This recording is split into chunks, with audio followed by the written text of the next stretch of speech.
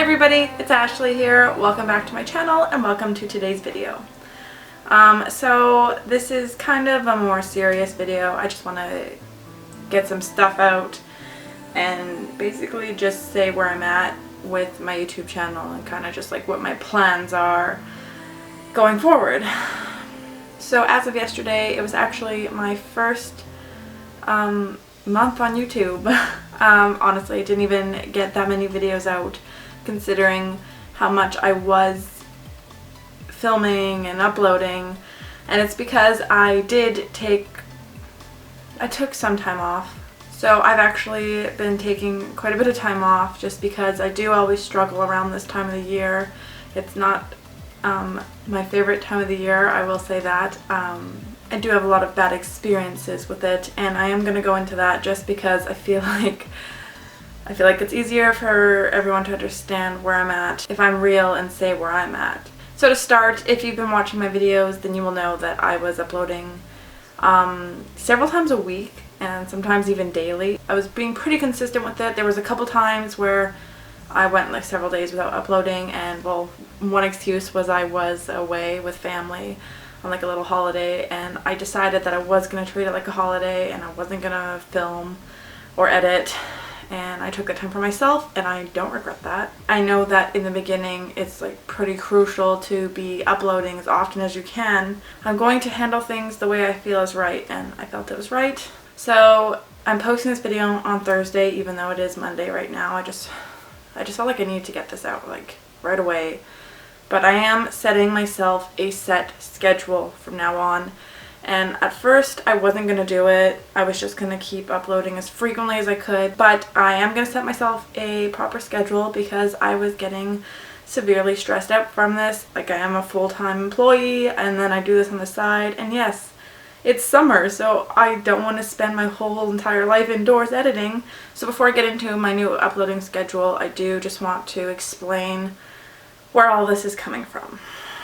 And I've never really talked about this to anyone in detail, and I'm trying to like keep my cool because this is a really hard topic and I do not really want to cry on camera.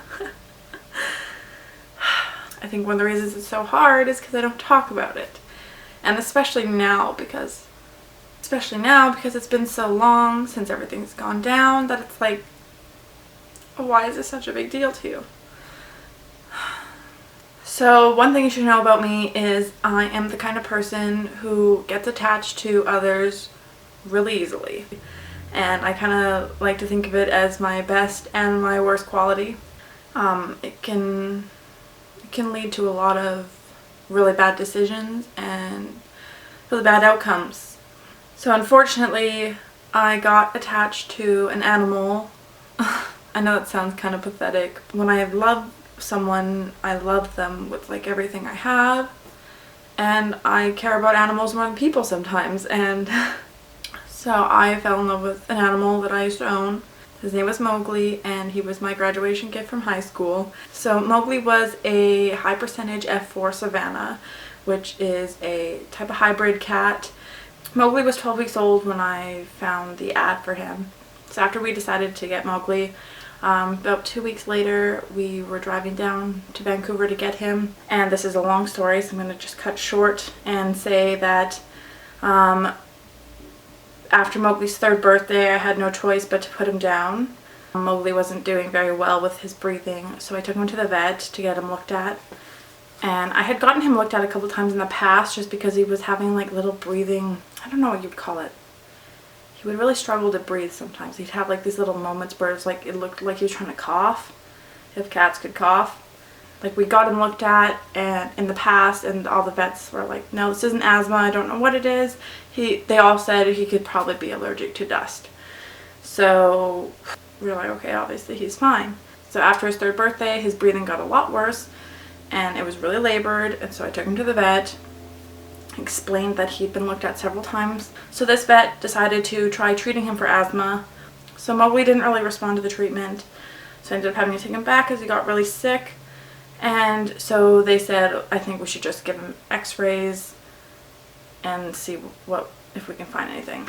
So Mowgli got his x-rays done and I got called back in, and they had discovered a large mass in front of Mowgli's heart, which was affecting his breathing. So pretty much right after that they said, we can try doing surgery on him.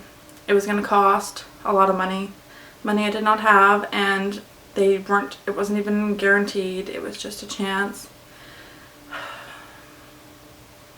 And he was already in pretty bad condition, so the vet suggested that we just put him down. I should mention that while all this was going on, I was alone. My parents were on a vacation and my sister was at work. My boyfriend at the time was also at work. I was alone. I didn't know what to do. So I called my oldest sister and basically said, I have no choice. I have to put him down. And then about an hour later, we put him down. Understanding why he was getting put down made sense to me. Yes, it hurt, but that was not the part that hurt the most. What hurt most was taking my cat in to get looked at again, thinking, okay, he doesn't have asthma, they're gonna try something else and see if they can find something else wrong with him, you know, give him a different kind of medication.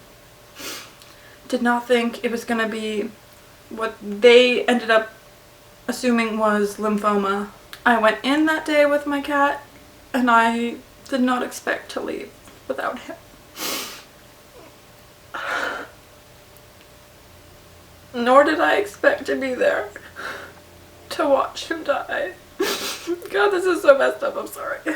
I did not expect to be there that day with pretty much zero warning that, hey, you're gonna be there to watch your cat get put down. And no one was there for me. I know they wanted to be, and that's what made it just made it so much harder that no one was there. And my sister tried to get her shift covered and her job was refusing, and I refused to go home after. So I literally sat at her work in a chair for 4 hours waiting for my boyfriend at the time to get off work so I could go hang out with him and avoid my house even longer. I was just like, I couldn't go home. So this happened 3 years ago. It was August 9th, 2016, and I really struggled in early August. It's very clear in my mind still, everything that happened, all the events that led up to it. It was all not how I had expected it to go. No one knew he was that sick. We did not know he had a mass on his heart pushing on his lungs, and we definitely didn't think he had cancer. We just thought it was asthma. I just felt it was important to get all this out there because I struggle with this every year and I really don't talk about it. I'm gonna be a little embarrassed just putting this video up because I know people think like it was just a cat. Like, there's no way you could be that upset about a cat dying 3 years ago. But he was just like so much more than a cat. Like, honestly, he did things cats don't do. He knew when I was upset. He knew when I needed him there. He was always there with me. He was always curled up on my lap. I don't know why, but I just really struggled to let this go. And I think, I don't know, it was just a really traumatic experience for me. I was 20 years old at the time and I had no friends. I was at an all-time low. Like, I had zero confidence in myself. I pretty much hated myself. I hated everything about myself at the time. Every aspect of my life I was unhappy with, and that was the peak of it. So, alright, in the beginning of this video I said that I was coming up with a new schedule for uploading, and so I've decided that I'm going to start uploading every Saturday and Sunday. And I just want to put out there, the schedule is not going to be starting until September. as I'm about to go visit my boyfriend who lives in California, and I'm spending 2 weeks there with him. And I am going to be filming videos while I'm there, but I do not know what my upload schedule is going to be like while I'm there. I do think I will be editing some while I'm there, but I feel like for a lot of the things I film, I might just be coming and taking it home with me and then uploading afterwards once I get back. It all depends on what my boyfriend's work schedule is like. His work schedule is really up in the air right now. This is all just kind of like winging it, and yeah, it's gonna be a bit sporadic for this month, but I mean, that's just kind of how it's gonna be, and I've accepted that because at first I was losing my mind. I don't do well in early August, and I just felt like, you know what, I need to listen to what my body's telling me, and I just sat around thinking. I took a lot of time just to think and reminisce, and I don't know, I needed it. Moving on though, because life is just always moving forward. So we're gonna get into this. I'm coming back. I think we're like 15 videos in and I'm already crying on camera. At least I'm not holding anything back. Well, if you actually watch this whole video, holy crap, props to you, because I don't know what this is going to be like when I edit it. I'm probably going to cry again. Thank you for watching. Thank you for sticking through if you did. Thank you for being here for me if you are. I appreciate it so much, and I'm really glad I got this out and I'm putting it on the internet. I don't talk about it to people, but I'm putting it on the internet. Yeah. I'm gonna go.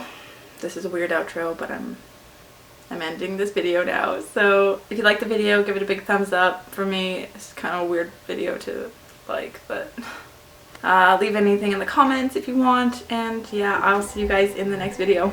Bye.